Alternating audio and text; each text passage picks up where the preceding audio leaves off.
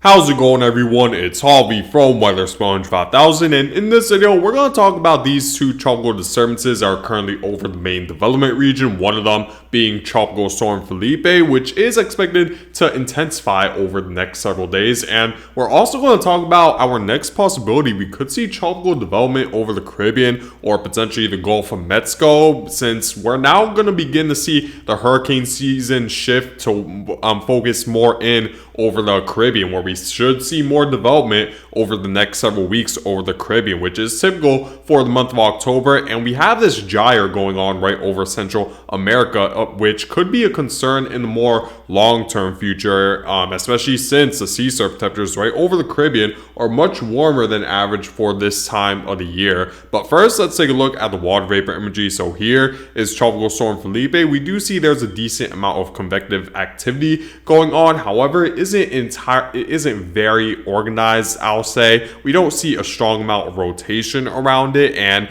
it seems like the storm is a bit lopsided thanks to the dry air that's just to the west of it, and it likely will continue to struggle to intensify. It should intensify a little bit, but it won't intensify much more, most likely, since there's just going to be too much dry air on the western half, and plus the further northward it moves, which is expected, the more wind shear it's going to deal with. But taking a look at this disturbance just to the south of it, it now has a high chance of developing.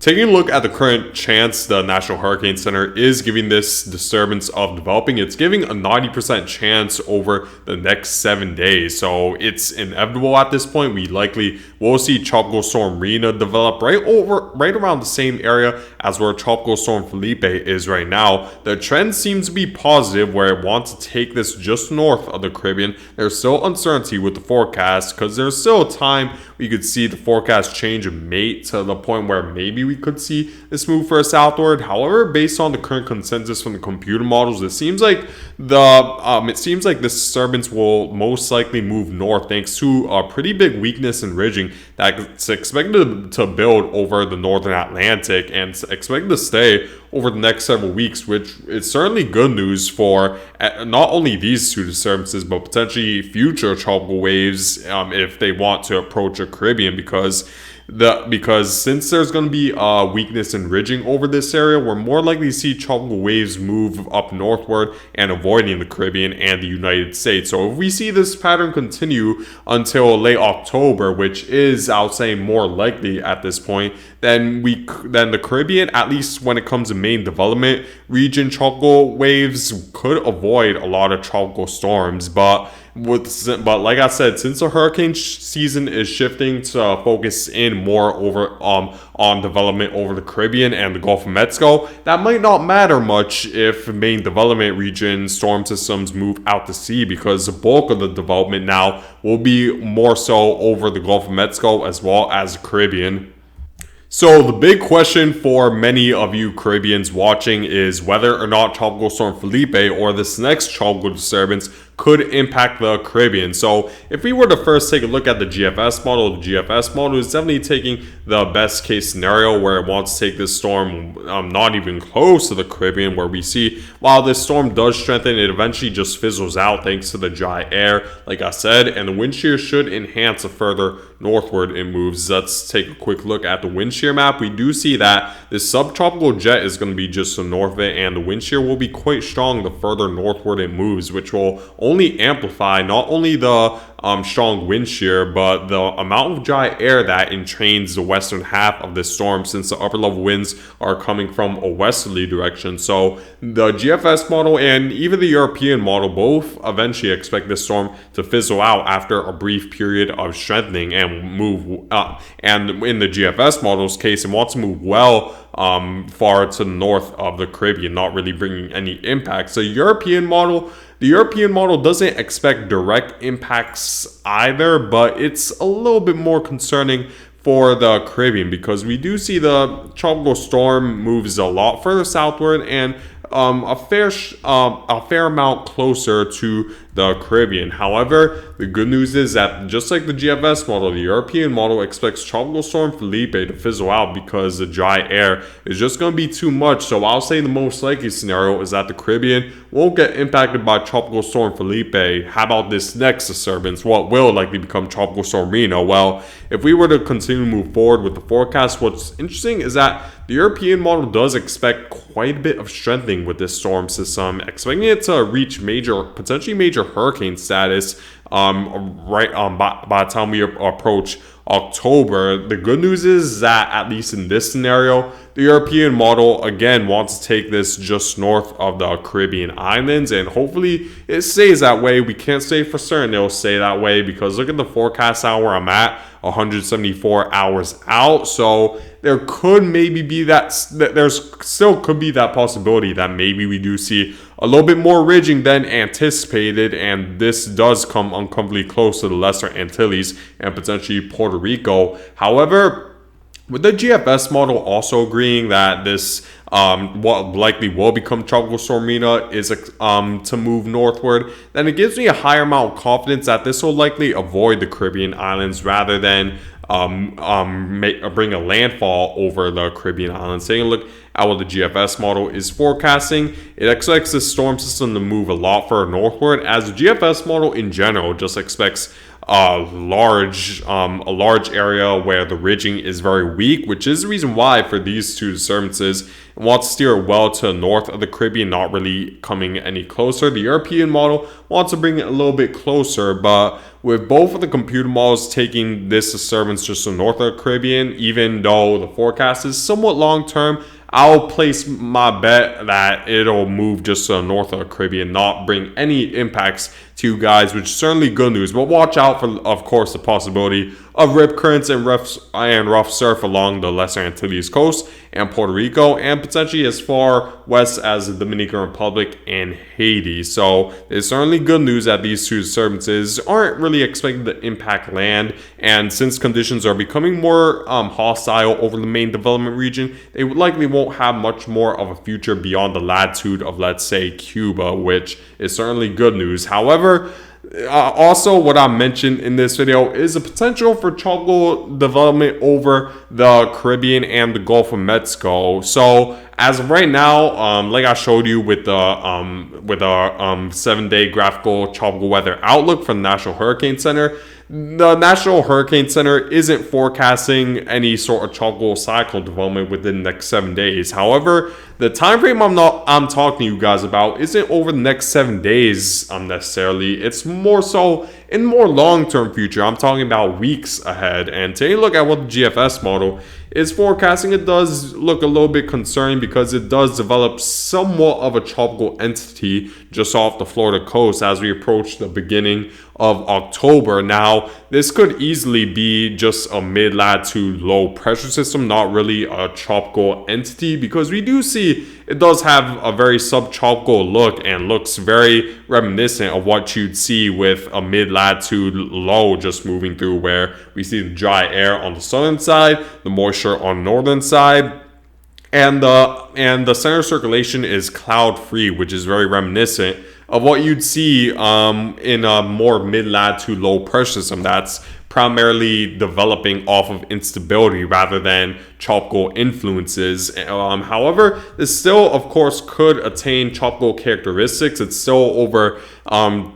sea surface temperatures that are well over 80 degrees, and that's likely to stay as we approach October. So we could potentially see tropical storm development just off the Florida coast, or at least somewhere in this vicinity, because if we were to take a look at how the Gulf of Mexico and the Caribbean will look over the next several days, we see that there's going to be a pronounced gyre that's going to bring just a heavy amount of rainfall right over Central America, which is very typical during the month of October and into late September, which is the reason why most tropical development occurs over the Caribbean and the Gulf of Mexico during the month of October. And if we were to continue to move forward, we see that this moisture is just going to be very persistent over the Western Caribbean and as far north as Florida, where it just should be very, very rainy over Florida over the next few days. And this gyre could easily lead to an area of enhanced convective activity where a low could form, which is what a GFS model is forecasting. So we're definitely going to need to keep tabs on this gyre over the next several weeks, because I do believe, especially with the sea surf temperatures as hot as they are right now, this could potentially lead to our next potential tropical storm that could potentially impact the United States, maybe Cuba, Central America. Who knows? It could impact anywhere, any place that's within this vicinity. Most likely, tropical cyclones that do develop in October, they don't go that far west, mainly due to the fact that the upper level winds, the westerly winds, enhance by the time we approach October. Of course, thanks to baroclinic instability influences. However, it doesn't move. The westerly winds aren't strong enough to necessarily push every storm out to sea, so we could easily see a landfalling tropical cyclone within the next few weeks, with this gyre right over the Central American area. And we see the GFS model wanting to develop a tropical storm just off the southeast coast. Now, there's still, of course, a high amount of uncertainty with this specific instance. But if we were to take a look at the European model also wants to develop somewhat of a tropical entity in the very long-term future, right around the October 5th time frame, where we do sort of see a subtropical low develop. Maybe this could potentially be just a regular mid-latitude low. We're gonna have to wait and see, but it's interesting that both the European and the GFS model do at least develop something somewhere around Florida, right around the same time period. So I wouldn't be surprised if we could see development as we approach early October. So definitely keep tabs on this. We're gonna need to see, of course, how much dry air this storm system will deal with, how much instability that still has yet to be seen, and of course how much wind shear, because the wind shear does become quite strong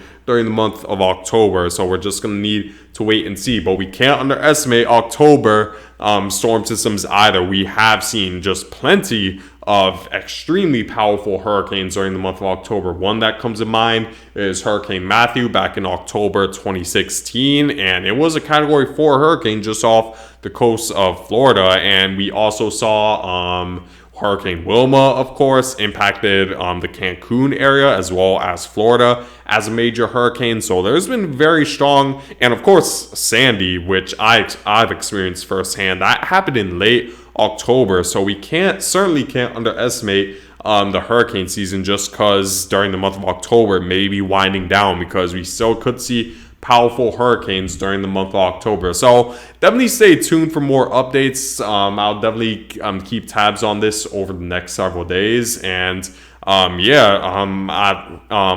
definitely make sure to at least be updated on this over the Caribbean and the southeastern portion of the United States.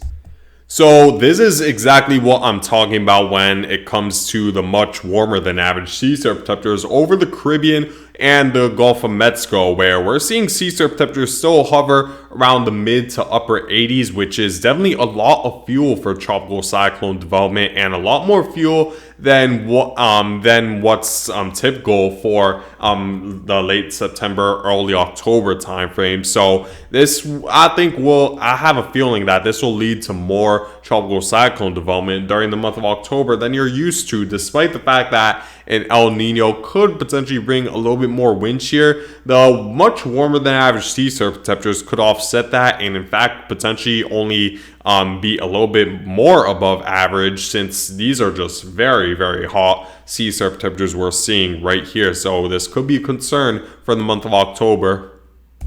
So here's a quick look at the National Hurricane Center's projected path for Tropical Storm Felipe. So this likely won't develop into a hurricane based on National Hurricane Center's forecast, and we see that it moves just north of the Caribbean. It could easily fizzle out by the time we approach this weekend. I certainly wouldn't be surprised, and thanks to the amount of dry air we're seeing. So the Caribbean, just be aware of the possibility of high rip currents as well as rough surf and beach erosion along the coast. But outside of that, I don't expect these next two disturbances to directly impact the Caribbean islands, which is certainly good news.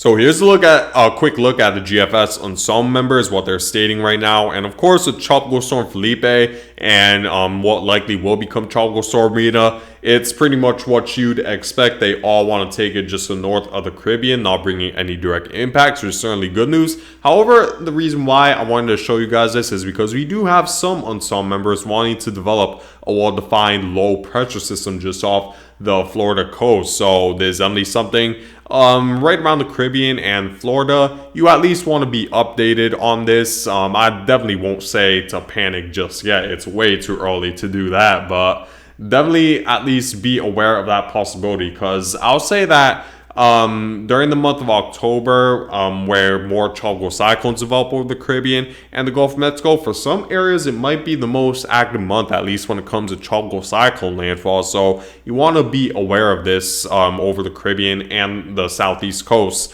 over the next few weeks.